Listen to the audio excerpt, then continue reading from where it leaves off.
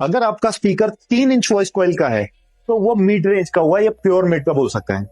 अगर आपका speaker 4 inch voice coil का हुआ तो वो लो मिड का हुआ। लो मिड यानी कि हैवी आवाज, जो गले के एंड से गाया जाने वाला जो आवाज होता है वो।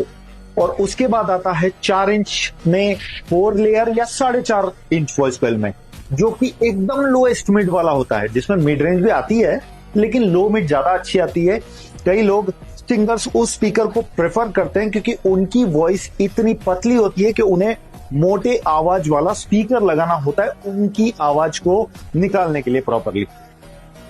अब इसे हम लोग ये समझ के चलते हैं कि 15 इंच का जो है वो आपको टॉप के या मॉनिटर के ही काम में आता है। 15 इंच में आप लोग लाइनरें नहीं बनाएं।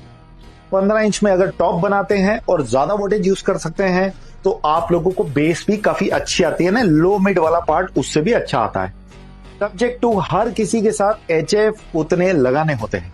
जैसे अगर हम लोग 10 इंच लगा रहे हैं तो 10 इंच प्योर मिड या हाई मिड वाला पार्ट हुआ तो उसके साथ आप कम वोल्टेज की भी HF लगा सकते हैं। हालांकि लाइनर में ज्यादा ही लगती है, लेकिन एक एग्जांपल दे रहा हूं। 12 इंच के साथ आपको 750 यानी 100 वॉट की HF लगानी होती है। और अगर मैं 15 इंच की बात करूं तो उसके साथ भी आपको 750 की HF लगानी होती है।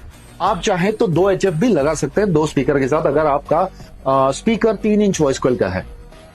अगर आपका स्पीकर 4 इंच वॉइस कॉइल में है तो उसमें 750 का एक ही HF लगता है।